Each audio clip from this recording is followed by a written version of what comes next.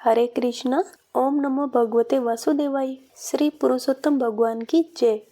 प्रिय श्रोताओं, आप सभी भक्तों का इस परम पावन दिव्य और कल्याणकारी पुरुषोत्तम मास महात्म्य कथा में हार्दिक स्वागत है। ये वही पुण्यमय मास है जिसे स्वयं भगवान श्री हरि नारायण का स्वरूप कहा गया है। शास्त्रों में वर्णन आता है कि इस मास में जो भक्त श्रद्धा और विश्वास के साथ भगवान का नाम स्मरण करता है, कथा सुनता है, दीपदान करता है और दान पुण्य करता है, उसके जीवन के दुख, भय, रोग और दरिद्रता नष्ट हो जाते हैं। हे पुरुषोत्तम प्रभु, हे दीनबंधु, हे भक्तवत्सल श्री हरि नारायण, हम सभी भक्तों पर अपनी कृपा दृष्टि बनाए रखिए। हमारे जीवन के दुखों का नाश कर हमें भक्ति, सुख और शांति प्रदान कीजिए। प्रिय भक्तों, आज दिनांक है 18 मई, दिन है सोमवार। आज पुरुषोत्तम मास की द्वितीया तिथि है। द्वितीया तिथि रात्रि 10:18 तक रहेगी। रोहिणी नक्षत्र संध्या 4:12 तक रहेगा। ब्रह्मा मुहूर्त प्रातः 4:10 से 4:58 तक रहेगा। सूर्योदय सुबह 5:47 पर होगा और सूर्यास्त शाम 6:58 पर होगा। आज पूजा का शुभ मुहूर्त प्रातः 4:26 से 5:28 तक रहेगा। सायंकाल दीपदान का शुभ समय शाम के 7:03 से 7:26 तक रहेगा। प्रिय श्रोताओं, अब आइए श्रद्धा और विश्वास के साथ आज की पावन कथा का शुभारंभ करते हैं। बहुत समय पहले की बात है। वृंदावन के पास एक छोटा सा गांव था। उस गांव में माधव नाम का एक गरीब ब्राह्मण अपनी पत्नी कमला और अपनी बूढ़ी माता के साथ रहता था। माधव बड़ा ही सरल, दयालु और भगवान श्री कृष्ण का परम भक्त था।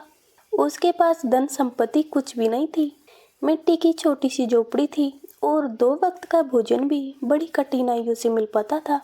लेकिन प्रिय भक्तों, गरीबी होने के बाद भी माधव ने कभी भगवान का नाम लेना नहीं छोड़ा। वह प्रतिदिन प्रातःकाल उठकर यमुना जी में स्नान करता, तुलसी माता को जल चढ़ाता और मंदिर जाकर भगवान श्री कृष्ण के दर्शन करता। उसकी पत्नी कमला भी बड़ी पतिव्रता और धर्मपरायण स्त्री थी। वह घर के सारे काम करने के बाद भगवान के भजन गाया करती थी। लेकिन उनके जीवन में एक बड़ा दुख था। विवाह के कई वर्षों बाद भी उनके घर में संतान नहीं थी। इसी कारण गांव के लोग कई बार उन्हें ताने मारते थे। एक दिन गांव में एक बड़े संत का आगमन हुआ। उनके चेहरे पर अद्भुत तेज था। वे निरंतर राधे कृष्ण का नाम जाप कर रहे थे। गांव के सभी लोग उनके दर्शन करने पहुंचे। माधव और कमला भी उनके चरणों में प्रणाम करने गए। संत ने दोनों को देखकर कहा, तुम दोनों भगवान के सच्चे भक्त हो। तुम्हारी भक्ति व्यर्थ नहीं जाएगी। यह सुनकर कमला की आंखों से आंसू आ गए। उसने हाथ जोड़कर कहा, महाराज, हमारे जीवन में बहुत दुख है, कृपया करके कोई उपाय बताइए। तब संत बोले, अब शीघ्र ही पुरुषोत्तम मास प्रारंभ होने वाला है। इस पूरे मास में भगवान श्री कृष्ण की कथा सुनना, तुलसी माता के सामने दीपदान करना और भूखे लोगों को भोजन कराना। भगवान अवश्य प्रसन्न होंगे। इतना कहकर संत वहां से चले गए। धीरे धीरे पुरुषोत्तम मास प्रारंभ हो गया। पूरे गांव में भजन, कीर्तन और कथा होने लगी। मंदिरों में भक्तों की भीड़ उमड़ने लगी। माधव और कमला भी प्रतिदिन सुबह उठकर स्नान करते, भगवान की पूजा करते और शाम को घी का दीपक जलाकर आरती करते। एक दिन कमला ने कहा, स्वामी, घर में केवल थोड़ा सा आटा बचा है, कल से भोजन कैसे बनेगा? माधव मुस्कुराकर बोला, देवी, जिसने हमें जन्म दिया है वही हमारा पालन भी करेगा। उसी रात तेज वर्षा होने लगी। बिजली चमक रही थी। चारों ओर अंधेरा छाया हुआ था। तभी उनके दरवाजे पर किसी ने आवाज लगाई, कोई है? मैं कई दिनों का भूखा यात्री हूँ, क्या थोड़ा भोजन मिल सकता है? कमला ने दरवाजा खोला। बाहर एक वृद्ध साधु खड़े थे। उनके कपड़े पूरी तरह भीग चुके थे।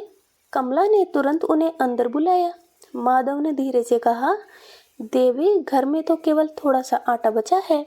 कमला बोली, कोई बात नहीं, अतिथि स्वयं नारायण का स्वरूप होते हैं। उसने उसी आटे से रोटियां बनाई और साधु को प्रेम से भोजन कराया। साधु भोजन करके अत्यंत प्रसन्न हुए। उन्होंने कहा, तुम दोनों ने कठिन समय में भी धर्म नहीं छोड़ा। भगवान तुमसे अत्यंत प्रसन्न है। इतना कहते ही अचानक पूरी झोपड़ी दिव्य प्रकाश से भर गई। माधव और कमला आश्चर्य से कांपने लगे।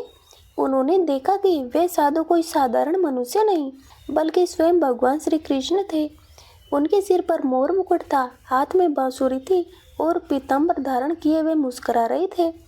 दोनों पति पत्नी भगवान के चरणों में गिर पड़े।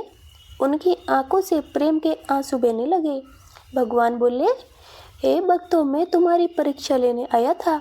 तुमने भूखे रहकर भी अतिथि सेवा की और भक्ति नहीं छोड़ी, इसलिए आज से तुम्हारे जीवन के सभी दुख समाप्त होते हैं। इतना कहते ही चमत्कार हो गया। उनकी टूटी हुई झोपड़ी सुंदर घर में बदल गई। खाली बड़े बर्तन अन्न से भर गए। आंगन में गाय बंधी दिखाई देने लगी।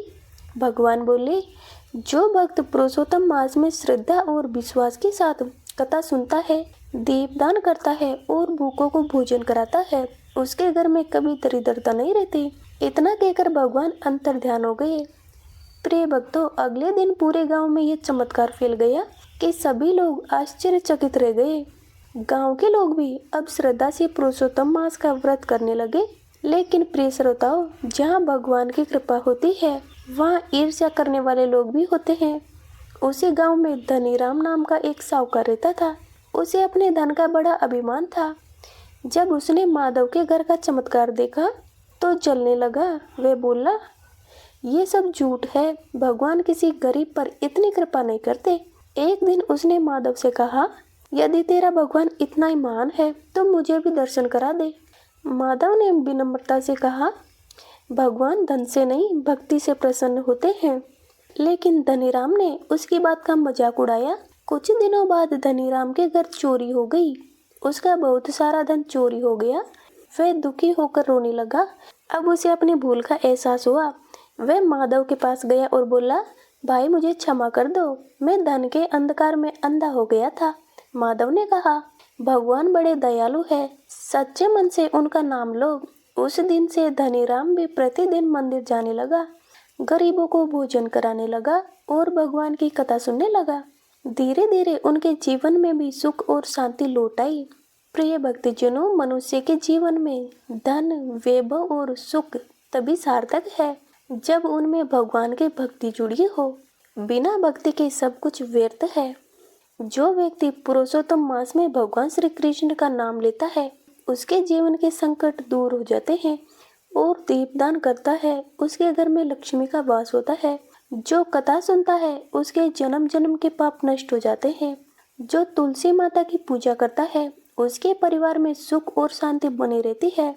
इसलिए प्रिय भक्तों, इस पवित्र मास में क्रोध, झूठ, निंदा और लोभ से दूर रहना चाहिए। प्रातःकाल भगवान का स्मरण करना चाहिए और सायंकाल दीपदान अवश्य करना चाहिए।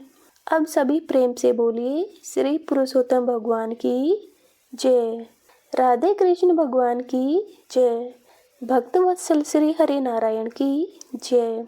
हे पुरुषोत्तम प्रभु, जैसे आपने अपने भक्त माधव और कमला के दुख दूर किए, वैसे ही हम सबके जीवन को भी सुख, शांति और भक्ति से भर दीजिए।